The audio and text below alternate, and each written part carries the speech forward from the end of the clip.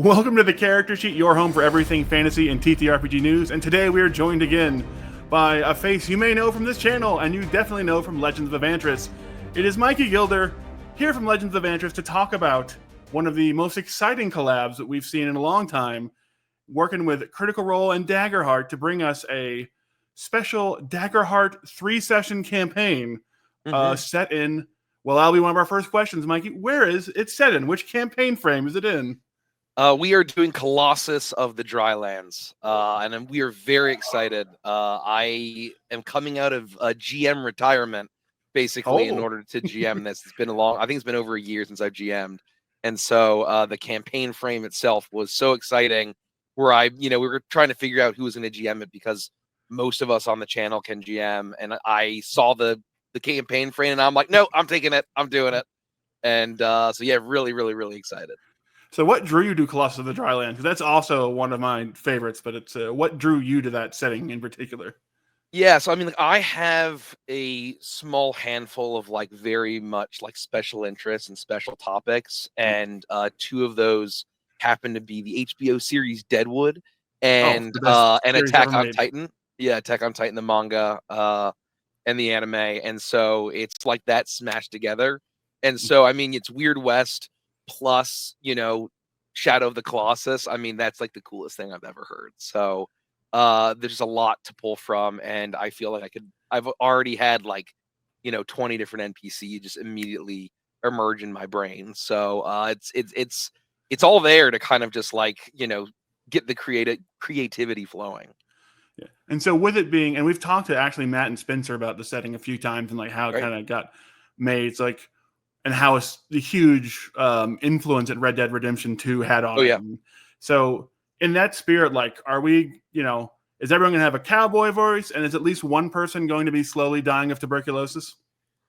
Actually, I need to figure out if DB is something that that exists. There might need to be at least some mangoes at the very least as a little nod, but we'll figure it out. We're still working on characters. Maybe everyone's gonna be have a cowboy voice, but we might mix it up. I think kind of what I'm most excited about, beyond actually working on the sessions and getting that all locked in, is working with all of the players on their characters and really having a fun, cohesive thematic party. Awesome. And one of the questions our viewers asked, that they wanted to ask to you, was because speaking of building characters, are you going to do a session 0, and is that something you would consider recording and releasing down the line? That is a really good point. I think if the timing presents itself, I think that's absolutely something we would love to do. If it's not something that we just talk over dinner or somewhere else, and if we do it here in the studio and have the cameras on, I think that would be awesome. But that is I hadn't thought of that, so I will bring it up to the production team. And then speaking of production, how did this collab with Critical Role and Daggerheart come about? How did you guys start talking about this?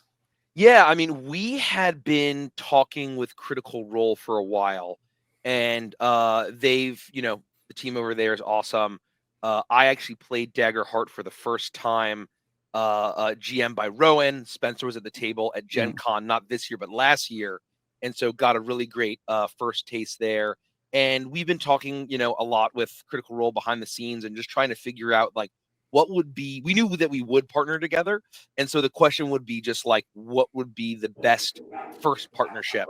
And, with the release of Daggerheart, with the positive reception, and then, especially with Colossus of the Drylands, and just, I think how excited folks are, how excited our audience is, how excited we are about a new system like this.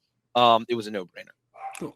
And last time we talked about several years ago, there was a time where Legends of Avantris almost sort of didn't come to be, kind of folded. We almost packing up. For sure. Can the Mikey of those that 4 years ago now fully grasp the place he's in currently, where you've got Crooked Moon's a huge hit, the podcast is blown up, and now you're working with Critical Role? Has that sunk in at all to you? It's still surreal. I still think about the reason why we're here is we were at Richie and I, who's also on the cast, and he's our CEO. We were at an anime convention where Laura and Travis from Critical Role were on a panel, and someone in a trinket shirt went up to it was in 2015, someone in a trinket shirt went up and asked about Critical Role, and they couldn't believe they could not believe that someone was asking about Critical Role because like they were so excited to answer a question about it. And I'm like, Critical Role, D&D, wait a minute, they play D&D. I'm here for the anime voice acting. And that got me down to watch Critical Role, see campaign 1, and then that got me to basically force my friends to play D&D, and then got me, you know, if Legends of Avantris came to be. And so it all started from that convention panel where someone asked a Critical Role question. And the fact that it's come full circle is extremely surreal. And yeah, I feel nothing still feels real, I think, even, you know, no matter what happens. And so I think one day it'll set in and it'll feel real. But I absolutely, Mikey of 2015 is sitting in that convention room. Never would have believed this. Now, you guys rotate through a lot of different systems on the channel. What is the biggest switch between like setting up for something like D&D and then learning a new system like Daggerheart? Like, how's that process going? Like, is it easy to pick up? Yeah, I mean, frankly, it's pretty similar to how we play D&D. Obviously, we've been playing 5e I've been playing 5e for almost 10 years this December. And so, you know, even, you know, we've switched to the new rule set for 2024, but, you know, it's effectively the same system. And so it's obviously super second nature and everything is really smooth, but we've played other systems on our channel, primarily Pirate Borg / Borg likes, and then Warhammer Fantasy Roleplay. And those are kind of our two main other systems that we play. And so, you know, it's really just about whoever the GM is, you know, will work and basically say, hey, we're all going to meet in person and we're going to talk about the rules. We're going to talk about the system, and we'll have like a little bit of a meeting, talk about it. And fortunately, 3 of us got a full breakdown from Rowan and Spencer at Gen Con last year. So we have that primer, but I'll obviously be doing a refresher with the rule book and all of that. But yeah, I mean, effectively, it's the same thing as if for all of the other systems that we run. It's just basically, you know, I probably the same system that anyone whose friends want to get together and learn a new system. You all get together, the GM or the DM leads it, and we'll figure it out together. And I'm sure we'll make a lot of mistakes. I promise you we'll make mistakes, but hopefully the story will be very fun. All right, and then I guess I'm trying to think there's one audience question I will say for later because it's great, but I don't know. We'll end near with that one. But Roger that.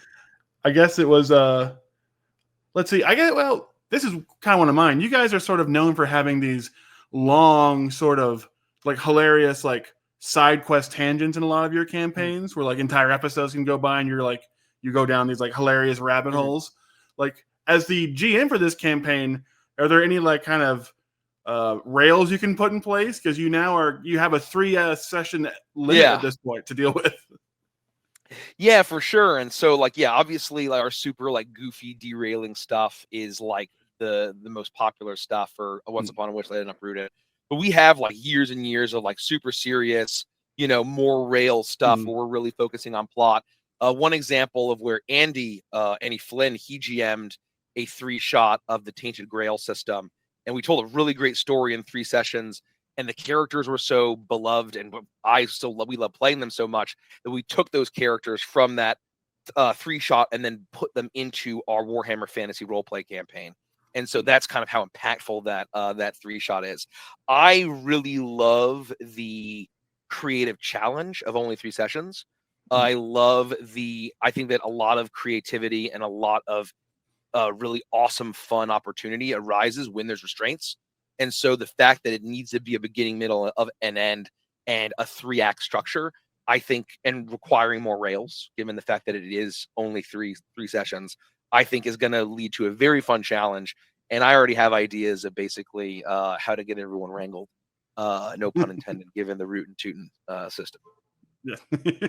And well, speaking of that, like how far along in the process are you guys currently? Do you have a vision of like the overall storyline you want, or do people have some character ideas and it's just not, fully fleshed out yet? Or is it something that's still very much in the planning stages? We're very much still in the collaboration phase. How we kind of do things here at Avantris is that everything is done very collaboratively and iteratively.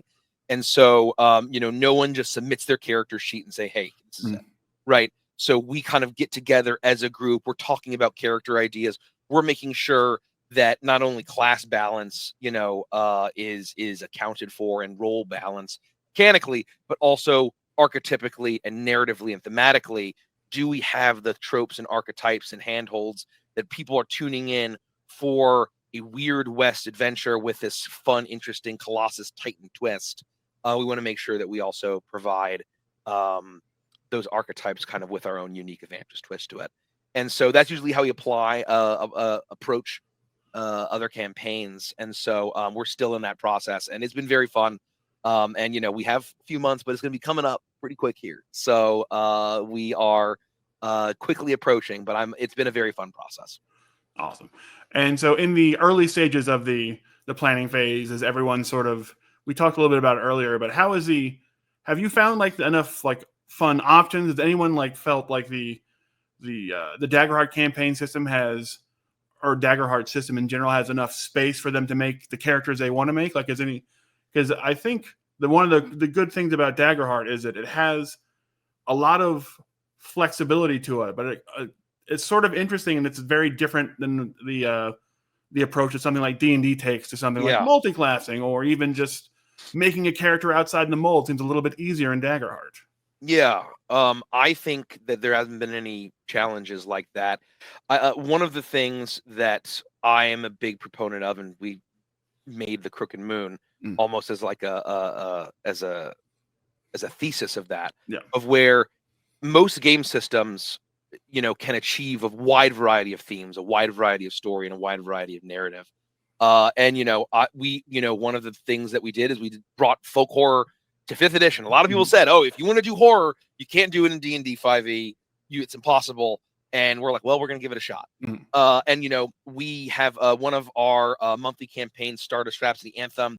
We're doing a full science fantasy space opera campaign entirely with D&D 5e mechanics, right? And so one of the things that I think is really genius about Daggerheart in the book, and that was my favorite part, is the campaign frames, of where they, rather than just being, okay, it's general heroic fantasy, like, something like D&D is presenting in the Player's Handbook, Monster Manual, and DMG.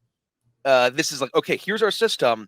We have our overall fantasy vibe, but here are these wildly different themes and flavors of, you have your Red Dead Redemption 2, you have your Final Fantasy 6, you have your Dungeon Meshi, you have your Song of Ice and Fire with the Five Flags. That is my mega special interest. And so I had to fight and resist to not do that one.